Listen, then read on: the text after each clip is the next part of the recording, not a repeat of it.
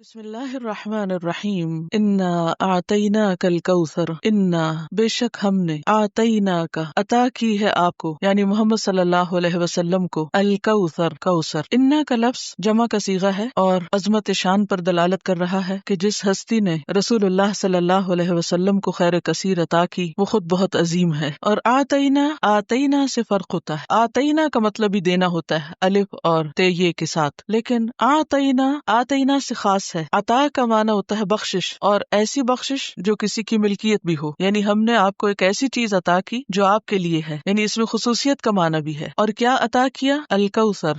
کوثر کا لفظ کاثرا سے کثرت کا معنی دیتا ہے. یہ علم بھی ہے اور وصف بھی. اسم علم کون سا ہوتا ہے؟ پراپر ناؤن، جیسے مختلف جگہوں کے نام وغیرہ یا مختلف چیزوں کے نام. تو اگر اس کو علم مانا جائے تو پھر اشارہ ہے نہر کوثر کی طرف، حوض کوثر کی طرف. اور اگر وصف ہو تو پھر معنی کیا ہوگا؟ خیر کثیر. اور یہ فعل کے وزن پر مبالغے کے لیے ہے، یعنی بہت زیادہ کثرت، بہت زیادہ خیر اور بھلائی. نبی صلی اللہ علیہ وسلم نے دنیا کا مشکل ترین کام کیا، اور اس کام میں آپ نے اپنی ہر چیز قربان کی. اپنا گھر قربان کیا، اپنی عزت قربان کی، جسمانی تکلیفیں اٹھائیں، بھوک کاٹی، طرح طرح کی مشکلات سہیں، اپنا معاش قربان کیا. اور جب یہ صورت نازل ہوئی تو اس وقت آپ کے سامنے کوئی بڑی کامیابی یا کوئی خیر نظر نہیں آ رہی تھی، کیونکہ ہر طرف مشکلات ہی مشکلات تھی. اور اس صورت کا پس منظر یہ بتایا جاتا ہے کہ جب آپ کے بیٹے قاسم کی وفات ہوئی تو ابو لہب نے کہا کہ بطرہ محمد اللیلہ، کہ محمد صلی اللہ علیہ وسلم آج رات بے نام و نشان ہو گئے. یعنی اب آپ کا بیٹا بھی فوت ہو گیا ہے تو آپ کا کوئی نام لینے والا نہیں رہے گا. باقی آزمائشیں تو تھی ہی، تو بیٹے کے فوت ہونے پر دکھ اور غم کا کیا عالم ہو سکتا ہے. تو اس پر اللہ سبحانہ و تعالیٰ نے آپ کو ایک بڑی کامیابی اور ایک خیر کثیر کی بشارت اور خوشخبری دی. اور اس میں ان سب لوگوں کے لیے ایک خوشخبری ہے جو اللہ کے راستے میں اللہ کے دین کو عام کرنے کے لیے اللہ کے دین کی خاطر قربانیاں کرتے ہیں، کہ اللہ تعالیٰ ان کو اپنی خاص مدد سے نوازے گا اور ان کا مشن کامیاب ہوگا. کوئی بھی کام جو اللہ کی خاطر ہو اس میں اللہ مددگار ہوتا ہے، اور جس کام میں اللہ مددگار ہو، خواہ وہ ابتدا میں ناکامی پر مبنی ہی کیوں نہ نظر آئے، خواہ شروع میں اس میں قربانیاں ہی کیوں نہ کرنی پڑے، خواہ بظاہر دیکھنے میں وہ مشکل حالات میں گھرا ہوا ہی کیوں نظر نہ آئے، لیکن بالآخر اس کام میں اللہ کی تائید اور مدد شامل ہوتی ہے اور اللہ کا وعدہ پورا ہوتا ہے. تو انا اعطیناک الکوثر، یقیناً ہم نے آپ کو خیر کثیر اور بہت زیادہ بھلائی عطا کی ہے. نبی صلی اللہ علیہ وسلم کو کیا کیا بھلائیاں نصیب ہوئی، ان کی ایک طویل فہرست ہے. جہاں آپ کی قربانیاں سب سے زیادہ ہیں وہاں آپ کو ملنے والی بھلائیاں اور خیر عطا اور بخشش بھی بہت زیادہ ہے، جو پوری تاریخ انسانی میں کسی دوسرے انسان کے حصے میں نہیں آئی. تکلیفیں بھی آپ پر سب سے زیادہ آئیں اور اجر اور انعام بھی دنیا اور آخرت کا آپ کے لیے سب سے بڑھ کر ہے. اس میں بھی ہمارے لیے ایک سبق ہے، اور وہ یہ کہ جب انسان اللہ کے لیے کوئی تکلیف اٹھاتا ہے تو وہ تکلیف جتنی بڑی ہوتی ہے اس کا اجر اور ثواب بھی اتنا ہی بڑا ہوتا ہے. نبی صلی اللہ علیہ وسلم کو اللہ نے کیا کچھ عطا کیا، اس میں ہم دیکھتے ہیں کہ سب سے پہلے نبوت، اور پھر آپ خاتم النبیین تھے. پھر اسی طرح آپ کو قرآن مجید عطا کیا گیا جو کہ خیر و بھلائی کا مجموعہ ہے، جو آپ کا ایک معجزہ بھی تھا اور رہتی دنیا تک باقی رہے گا. پھر اسی طرح آپ کو عمل صالح کی جو توفیق اللہ نے دی، آپ کا ذکر خیر بلند کیا، ورفعنا لک ذکرک. پھر اسی طرح ایک حدیث میں آتا ہے کہ آپ نے فرمایا کہ مجھے وہ 5 چیزیں دی گئی جو مجھ سے پہلے کسی اور کو نہیں دی گئی. نمبر 1، نصرت بالرعب مسیرۃ شہر، مجھے 1 مہینے کے فاصلے تک اپنے دشمنوں کے مقابلے میں رعب عطا کیا گیا. میرے لیے ساری زمین کو مسجد اور طہور یعنی پاکیزگی حاصل کرنے کا ذریعہ بنایا گیا، یعنی کہیں بھی ہم تیمم کر کے پانی نہ ہو تو نماز پڑھ سکتے ہیں. آپ کو حق شفاعت دیا گیا، قیامت کے دن جب لوگ باقی انبیاء کے پاس جائیں گے تو وہ سب شفاعت سے انکار کر دیں گے، لیکن نبی صلی اللہ علیہ وسلم اللہ سبحانہ تعالیٰ کے حضور حاضر ہو کر سجدہ ریز ہوں گے اور پھر آپ کی دعا سنی جائے گی. آپ کو مقام محمود عطا ہوا، عسیٰ ان یبعثک ربک مقام محمودا، یعنی آپ کو مقام محمود عطا ہوگا قیامت کے دن، آپ کے لیے مقام وسیلہ ہے. پھر اسی طرح دنیا میں آپ کے لیے غنیمت حلال کی گئی، اور پھر آپ صلی اللہ علیہ وسلم جیسے کہ سورۃ الضحیٰ میں بھی آتا ہے والضحیٰ واللیل اذا سجی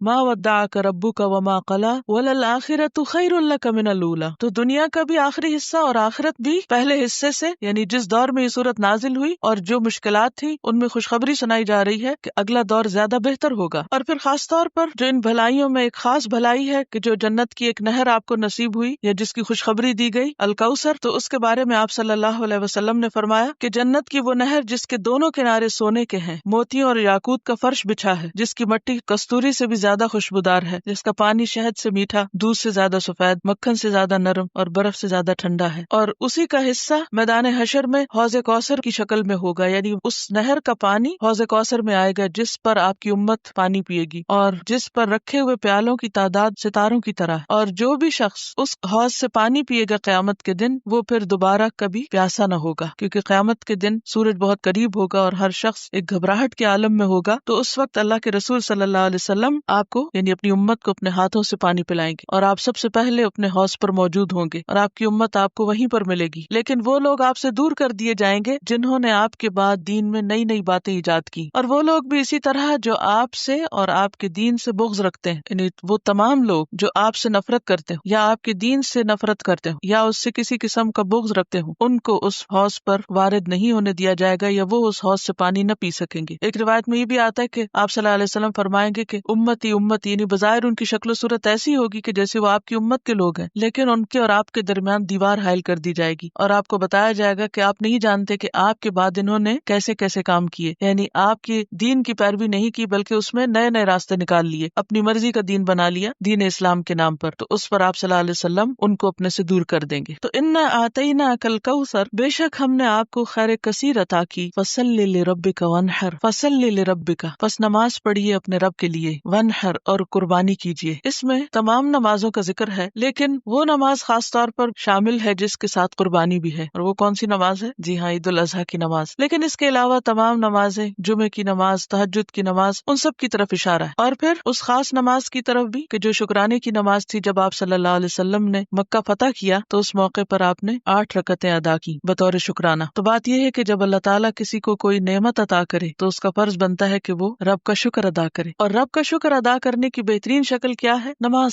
فصلی لربک، اور نماز بھی کیسی؟ دکھاوے کی نہیں جیسے سورۃ الماؤن میں آیا یراؤن الناس، بلکہ اس کے برعکس فصلی لربک، خالصتاً اپنے رب کے لیے، ونحر اور قربانی کرو. نحر اونٹ کی قربانی کو کہتے ہیں. اسی لیے ہم دیکھتے ہیں کہ نبی صلی اللہ علیہ وسلم نے حجۃ الوداع کے موقع پر 100 اونٹ قربان کیے تھے. 100 اونٹ. ہم تو ایک بکرا بھی کرنا ہو یا کسی گائے میں بھی حصہ ڈالنا ہو تو بار بار پوچھتے ہیں کہ اچھا یہی کریں یا کچھ اور کر لیں ان پیسوں سے. تو بات یہ ہے کہ اللہ کے راستے میں بدنی عبادت اور پھر مالی عبادت میں قربانی افضل ترین عبادت. اور خاص طور پر عید الاضحیٰ کے دن جانوروں کا خون بہانے سے بڑھ کر، یعنی مویشی جانوروں کا جن کو ذبح کرنے کا حکم ہے، اس سے بڑھ کر کوئی عمل اللہ کو پسند نہیں. تو چونکہ نحر اونٹ کی قربانی کے لیے آتا ہے تو آپ صلی اللہ علیہ وسلم نے 100 اونٹ قربان کیے، جن میں سے 63 اونٹ 63 آپ نے اپنے ہاتھ سے قربان کی. اور اونٹ کا نحر کیا جاتا ہے. نحر کیا ہوتا ہے؟ حلق کے پاس نیزہ مارا جاتا ہے اور جس سے اونٹ گرتا ہے، کیونکہ اونٹ کو چوری سے نہیں ذبح کر سکتے، بہت ہیوج جانور ہے. اور آپ صلی اللہ علیہ وسلم نے ان سارے اونٹوں کو صدقہ کیا، یعنی ان کو قربان کر کے صدقہ کر دیا، سوائے اس کے کہ ہر اونٹ میں سے ایک ایک بوٹی لی اور اس کو پکوایا اور پھر اس میں سے خود بھی کھایا اور اوروں کو بھی کھلایا. اب آپ دیکھیے کہ ایک نہیں، اگر 100 اونٹوں کو لائن میں بھی کھڑا کریں یا ایک گروپ ان کا بنائے تو کتنا ہیوج نمبر. تو اللہ کے رسول صلی اللہ علیہ وسلم کی نمازوں کا تو شمار ہی نہیں. آپ صلی اللہ علیہ وسلم کا طریقہ یہ تھا کہ ذرا سی بھی کوئی مشکل پیش آتی، اذا حزبہ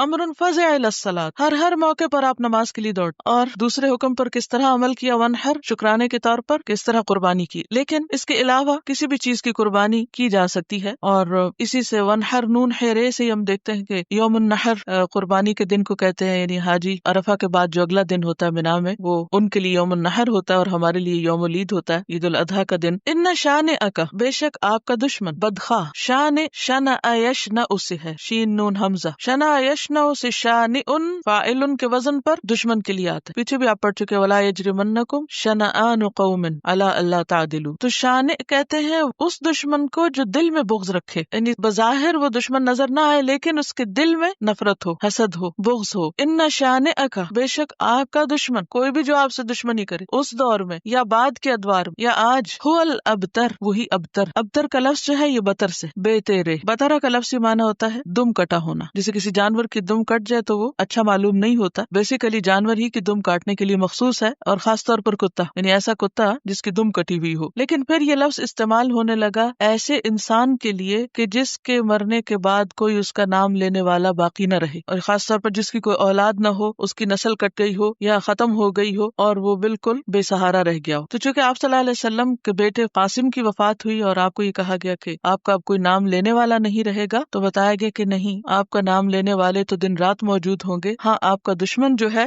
وہی بے نام و نشان ہو جائے گا، وہی خیر سے دور ہو جائے گا. اس کی وجہ کیا ہے؟ کیونکہ انہوں نے اس چیز کو ناپسند کیا جو اللہ نے اتاری تھی. ذالک بانہم کرہوا ما انزل اللہ فاحبط اعمالہم. تو ایسے لوگ جو خواہ کتنے بھی نیک عمل کریں لیکن اگر آپ سے اور آپ کی سنت سے محبت نہیں کرتے، آپ کے طریقے سے محبت نہیں کرتے، تو وہ آپ کے ساتھ نہ ہوں گے. کیونکہ نبی صلی اللہ علیہ وسلم نے فرمایا، صحیح حدیث ہے، کل امتی یدخلون الجنت الا من ابا، میری ساری امت جنت میں داخل ہوگی سوائے اس کے جس نے انکار کیا۔ قیل ومن ابا، پوچھا گیا انکار کس نے کیا؟ تو آپ نے فرمایا کہ جس نے میری سنت سے انکار کیا اس نے میرا انکار کیا۔ یعنی بظاہر یہ کہنا کہ ہم اللہ کے رسول صلی اللہ علیہ وسلم کو مانتے ہیں، لیکن آپ کے طریقے کو پسند نہ کرنا اور اس طریقے پر کسی اور طریقے کو زیادہ بہتر سمجھنا، یہ اللہ کے بھیجے ہوئے طریقے سے بغض رکھنا جو کہ ناپسندیدہ امر۔ تو بنیادی طور پر تو ایک خاص کانٹیکس میں صورت نازل ہوئی، لیکن بات یہ ہے کہ آپ اپنے آپ کو بھی یہاں رکھ کر دیکھیں کہ اگر کوثر کا معنی قرآن مجید ہو تو آپ کے بعد آپ کی امت جو بھی آپ کے اس مشن میں شریک ہو اس کے لیے خوشخبری ہے، اور وہ کیا ہے؟ جیسے کہ قرآن مجید اللہ کی نعمتوں میں سے ایک بہت بڑی نعمت ہے۔ سورۃ یونس میں آتا ہے قل بفضل اللہ وبرحمتہ فبذلک فلیفرحوا هو خیر